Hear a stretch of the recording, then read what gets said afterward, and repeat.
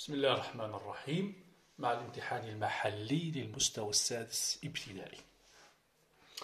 أولا التزكية، القرآن الكريم والعقيدة. قبل ذلك نقرأ وضعية الانطلاق ثم نشرع في الإجابة على الأسئلة.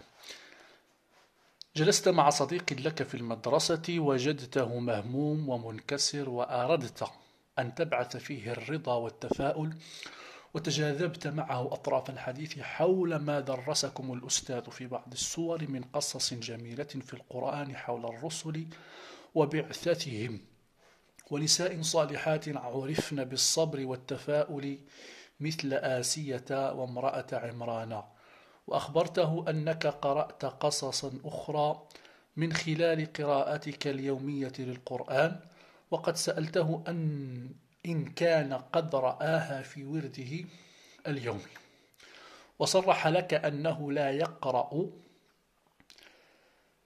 القرآن لكي يتعرف عليها، ولكي تحببه في قراءة القرآن كتبت له أسماء الصور التي تحتوي هذه القصص ووعدك بأن يقرأها، ووعدته متبادلا معه ودعته متبادلا معه التحية. السؤال الأول: مما جاء في القرآن أن الله أمر الرسول صلى الله عليه وسلم بالجهر بالدعوة في سورة المدثر، اكتب منها المقطع الدال على ذلك. إذن بدءا من قوله تعالى: يا أيها المدثر قم فأنذر وربك فكبر وثيابك فطهر والرجز فهجر. هذه كلها آيات آمرة رسول الله بالجهر بالدعوة. سؤال موالي: وقد تطرقتم أي أنت وزميلك إلى شرح عدة مفردات، إذن حاول الربط بينها. إذن سأرهقه أي سأكلفه أطوارا أي مرحلة بعد مرحلة، ثم الرجز هو الأصنام والمعاصي.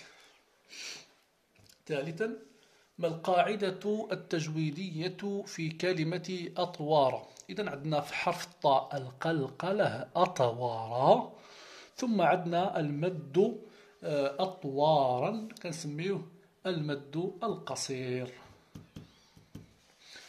ما هو الأسلوب الجميل الذي اعتمدته لتحبب أو لتحبيب صديقك في قراءة القرآن؟ إذن الأسلوب الجميل الذي اعتمدته لكي أحبب لصديقي أو أحببه في قراءة القرآن الكريم هو أن يرضى وعدم اليأس، بالإضافة إلى أن القرآن الكريم كلام الله جل وعلا، وكل حرف ب10 حسنات وهلم جرا. خامسا: عرف الملائكة.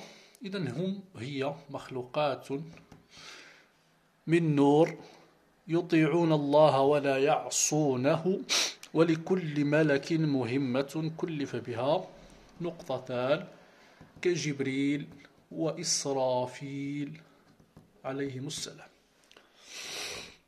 الاستجابة والاقتداء: من بين بعثة الرسل بعثة رسولنا الكريم صلى الله عليه وسلم، حاول أن تعيد شرح ما درستم في ذلك لصديقك بالإجابة عما يلي. أملأ الفراغ. كان عمر الرسول صلى الله عليه وسلم 40 عاما، وذات يوم يتعبد في غار حراء نزل عليه الملك جبريل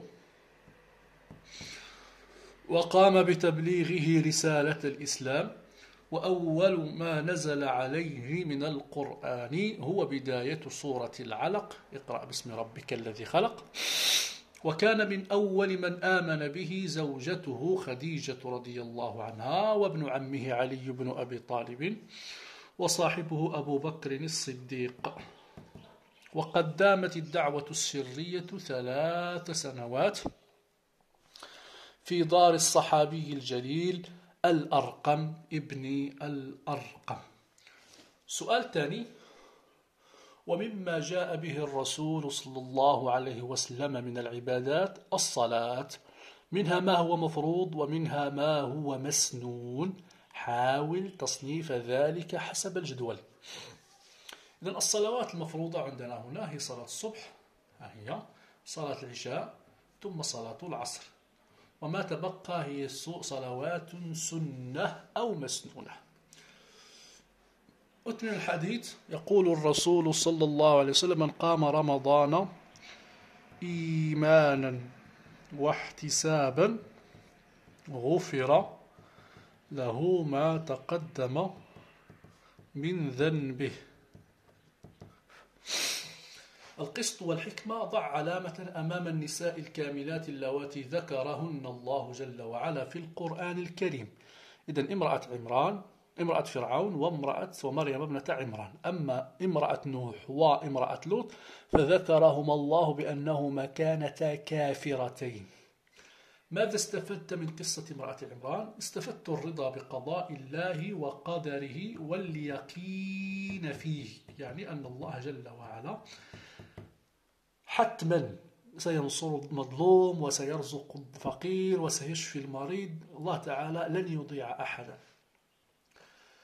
ثالثا أعيد صياغة قصة آسيا بأسلوبي الخاص. إذن أعطيكم فكرة فقط.